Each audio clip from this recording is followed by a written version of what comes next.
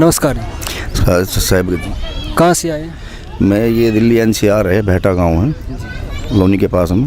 तो जो संत रामपाल जी महाराज हैं, इनसे कैसे जुड़े फिर आप? मैं ऐसे जुड़ा साहब कि पहले तो मैं बताना चाहूँगा, जुड़ने से पहले मेरी क्या कंडीशन थी कि जो मेरे पास थोड़ी सी ज़मीन थी वो मतलब एक नशा था मेरे अंदर, शराब का बहुत ज़्यादा नशा था। वो शराब का नशे के चक्कर में वो ज़मीन मेरी बिक गई।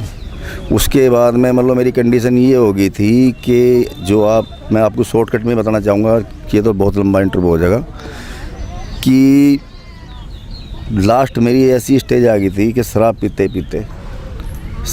पीते क्या था, अगर मेरे पास जब पैसे नहीं रहे तो ट्रेन चलती है, दूधियाओं के डब्बे ताल लेता था मैं उस ट्रेन में से, कबाड़ी को बेच देता था।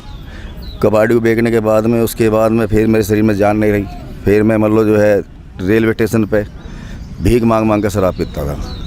तो एक दिन ऐसा हुआ, एक हमारे चाचा का लड़का था, वो स्टेशन पे मूंगफली बेच रहा था। वो धन सतगुरु में थे, तो उससे पहले 1 महीना पहले ये मैंने नाम लिया था 7 तारीख 2012 में, 7 जनवरी 2012 में। तो उससे 10 दिन पहले की बात थी, 1 महीना पहले नाम लेकर आया था। ये मेरे से कहने लगा कि भाई ऐसा है, तू मैं से कभी पैसे मांग लेता था, ये मुझे दे देता था। तो उस दिन इससे मैंने पैसे मांगे, ने मुझे कोई पैसा नहीं दिया। मैं कह रहा भाई जब भी मैं तेरे से पैसे मांगता था तो पैसे देता था, लेकिन अब आज पैसे क्यों नहीं दे रहा? कह रहा भाई मैं एक संत से नाम लेकर आया हूँ। मगर संत से नाम तेने पहले ही रखा है धन सतगुरु में। उसके पिताजी ने भी 35-40 साल तो उसके पिताजी थे और वो भी था। तो उसने मुझे पैसे नहीं दिए। वो मेरे से कहने लगा भाई तुम मेरे साथ वहाँ चलो हरियाणा, और हम जो कहोगे तुम्हें 500-400 रुपये जो है हम तो आके दे देंगे। मैंने सोचा मगर यार चलो यहाँ भी तो तू है, 500-400 रुपये के चक्कर में उसके साथ चला गया। मेरे में मात्र 32 किलो वजन था, कम से कम इतनी बड़ी दाढ़ी, इतने बड़े सर के बाल। मेरे कपड़े कोई नहीं धोता था, क्यों घर वालों ने भी हमारे घर से निकाल दिया था। बीबी थे, बेटा थे, बहू थे, सबने घर से निकाल दिया, क्योंकि मेरे जो लक्षण ही ऐसे थे।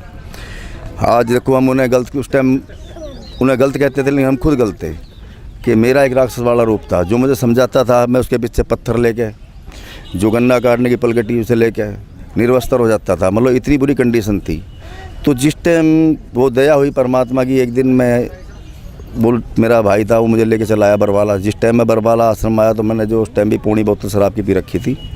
लोग मेरे से जो कुछ तो मेरे शरीर से बदबू आती थी, कुछ कपड़ों से बदबू आती थी, तो मुंह ढक लेते थे। चलो मैं जब वहाँ आश्रम में पहुँचा तो वहाँ देखा बच्चे जानिए का जो पंपलेट था। देखो ड्राइवर तो एक ही है जो बंदी छोड़ सतगुरु रामपाल जी महाराज पूरी सृष्टि को चला रहे। वैसे हम ड्राइवर का काम करते हैं, हम एक सेवक हैं, पब्लिक के नौकर हैं, पब्लिक के गुलाम हैं। तो इस वजह से हम ड्राइवरी का काम करते थे। तो वहाँ जिस टाइम में आया तो मैंने पढ़ा उसमें बच्चे जानिए कि कश्मीर से लेकर कन्याकुमारी, माना से लेकर चेन्नई तक पूरा हिंदुस्तान में घुमा हुआ था। तो इस कारण उस पर लिखा, जब उससे जाने बता ब्रह्मा विष्णु महेश इनके माता पिता कौन है, मैं कहने लगा यार ये संत है या कौन है। मतलब मन में खोट आ गया, खरपतवार आ गया। मगर यार ये क्या चीज़ है? ये कह रहे दुर्गा का पति कौन है? क्यों मैं शिव जी महाराज का बहुत बड़ा भगत था। ये देखो मेरे हाथ पे, ये देखो यहाँ तक है। और हर साल कांवर लाता था मैं। लेकिन फिर मैंने सोचा जब वहाँ ये लिखा देखा मैंने, हम इन देवी देवता की इतनी भक्ति करते फिर भी दुखी क्यों हैं? वहाँ मेरे एकदम ब्रेक सा लग गया। मगर भाई बात तो सही है, इतनी भक्ति करने के बाद में फिर दुखी क्यों हैं? चलो कोई बात नहीं। शाम को जो है सत्संग शुरू करा सतगुरु महाराज रामपाल जी महाराज ने, तो सृष्टि रचना सुनाई। जब सृष्टि रचना सुनाई तो मेरा दिमाग वहाँ तितर बितर होगा। मगर ये तो बात सही है, सारे शास्त्र दिखा रहे हैं। चलो कोई बात नहीं। रात को सत्संग सुनने के बाद में मुझे नींद नहीं आई। मैं पूरी रात मतलब कभी इधर कभी उधर घूमता रहा। सुबह मैंने जो है सोचा, मुझे कुछ भगत कहने लगे भाई नाम ले ले।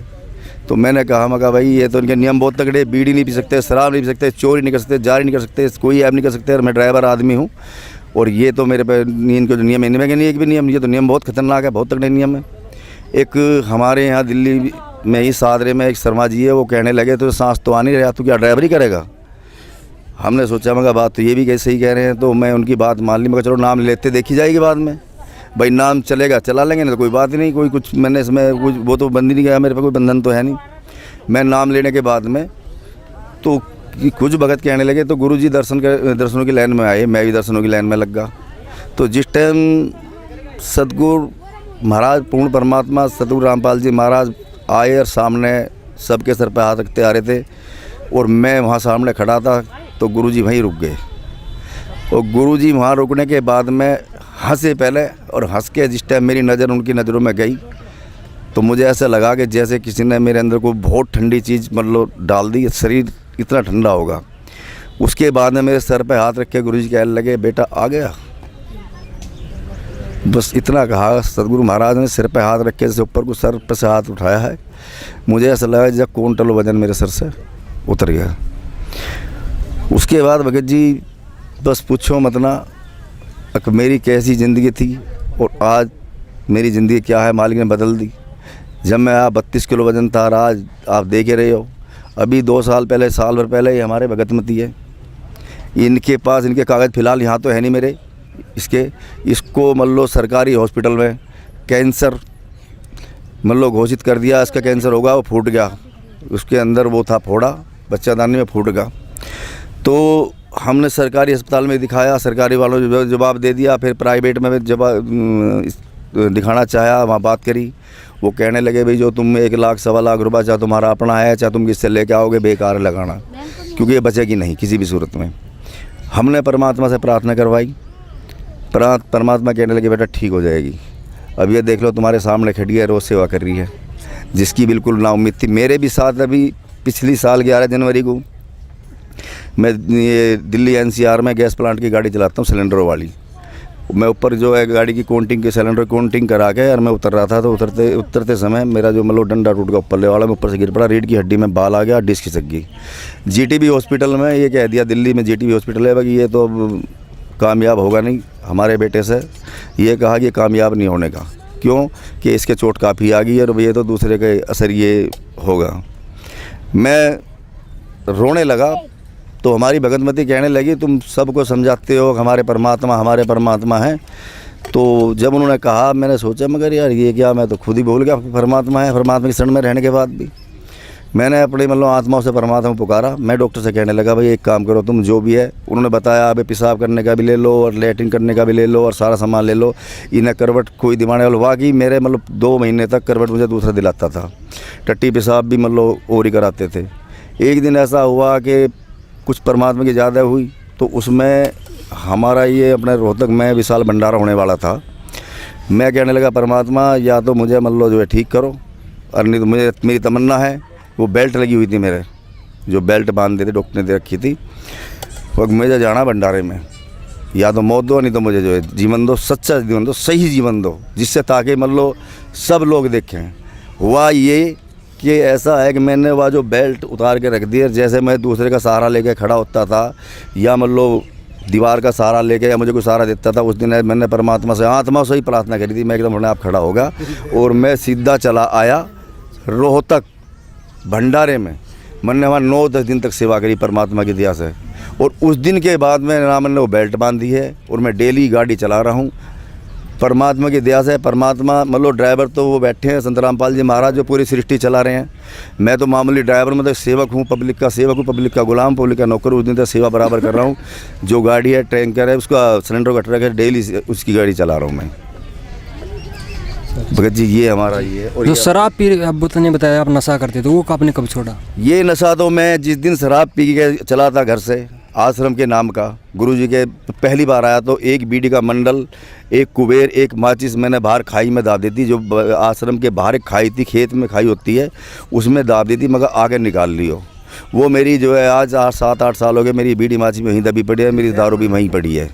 उसके बाद में आज तक दारू की ना ही दारू की इच्छा करी है और ना ही मेरा दिल करता। आज कोई मेरे रिश्तेदार भी, मेरे घर पे कितना ही प्यारा रिश्तेदार आ जाए, वो अगर शराब भी है तो मैं उसे पानी भी नहीं देता, अगर बीड़ी पीने वाला तो मैं चीज़ भी नहीं देता है। भैया ऐसा है, मैंने बहुत देखा। अब एक छोटा सा इंटरव्यू हमारे भाई ने जो अभी दिया, ये वीडियो में दिखाओगे, जो अभी यहाँ सेवा कर रहे थे, जो कि मेरा भाई, ये मेरी नाक है, ये मेरे हाथ है, उसने जान से मार दिया था मुझे। किस लिए कि मेरे अंदर आप ये समझ सकते हो, जो जिसका सगा भाई और उसे जान से मारना चाहता हो, सबसे प्यारी चीज़ भाई होती, तो वो आदमी कितना नीच हो सकता है।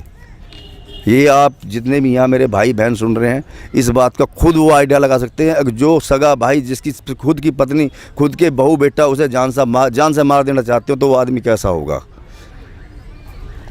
तो आज देखो ये परमात्मा की कैसी दया है। आज वही परिवार, वही बहू, वही बेटा, वही मेरी भगतमती पत्नी, सब मुझे बहुत मतलब अपना जो भी काम करते हैं बिना मेरे पूछे नहीं करते। एक समय वो था कि मुझे घर से निकाल दिया, मैं घेर में पड़ा रहता था। मेरी जो बड़ा लड़का है उसकी पत्नी ने ये कह दिया था हमारी धर्म पत्नी को, हमारी पत्नी को, जो हमारी भगतमती बनी हुई है आज, क्योंकि उस टाइम तो ये भी कहती थी अगर इसको रोटी दे दी तो तुझे रोटी नहीं मिलेगी। आज एक समय वो था। अब आप ये खुद लगा सकते हो आइडिया कि कितना नीच आदमी हूँगा मैं, जो जितना इतना जिसके खुद के बेटे, खुद की पत्नी उससे घृणा करती हो। और ये देखो सतगुरु रामपाल जी महाराज की क्या दया हुई। देखो जी, कदम कदम पे देखा है मैंने, ये संत नहीं है, ये हम सुनते हैं ये परमात्मा। ये कहते मैं रामपाल प्यारे की आत्मा तो सतलोक में आनंद ले रही, तो फिर ये कौन है? रामपाल जी की आत्मा सतलोक में, तो फिर ये कौन है? ये पूर्ण परमात्मा है भाई। इन्हें समझो, और मैं तो यही कहूँगा जितने मेरे बहन भाई इन्हें समझो, और जिसने इनको समझ लिया इनको जान ले। सबसे पहले अपने आप को जानो, फिर सतगुरु रामपाल जी महाराज को जानो, फिर सब कुछ जान ले। जैसे कहा ना, मानो जन्म दुर्लभ है, ये मिले ना बारंबार। तरवर से पत्ता टूट गिरा बहुत ना लागे डार। एक बार पेड़ से पत्ता टूट जाता दोबारा पेड़ पर नहीं लगता। तो इसीलिए हमें अपने आप को जानना है कि ये 84 लाख जूने हम क्यों जाते हैं, वो बताएंगे भाई संत रामपाल जी महाराज। इनसे कैसे सतगुरु रामपाल जी महाराज के पास सारी औषधियाँ हैं, जग सारा रोग गया है, वो सतगुरु सिर्फ रामपाल जी महाराज है। जिस रोग की दवा सतगुरु रामपाल जी महाराज के पास है, और विश्व में किसी भी धर्म गुरु के पास नहीं है। कश्मीर से लेकर कन्याकुमारी, मानस से लेकर चेन्नई तक पूरा हिंदुस्तान में देखा है। देवी देवताओं की भक्ति करी है, सब कुछ देखा। केदारनाथ, बद्रीनाथ, जोशीमठ, तपोवन, द्रोणागिरी और तुम्हारी जितनी भी देवी देवताओं के स्थान है, पहाड़ों पर, झाड़ में, सब देखा है। सिर्फ देखा है तो देखा है। सबसे पहले तो परमात्मा ने मुझे अपना मेरा आप दिखाया, और फिर अपने चरण दिखाए, और उन चरणों में सब कुछ दिखा है। मेरा बस इतना सही कहना। मैं तो यही कहूँगा भाई, जो आज एक पल भी देर कर रहे तो समझ लो वो कई असंख्य युगों के लिए देर कर रहे हैं। अगर जो आज आ जाएगा तो उसके असंख्य युग बच जाएंगे मालिक के चरणों में।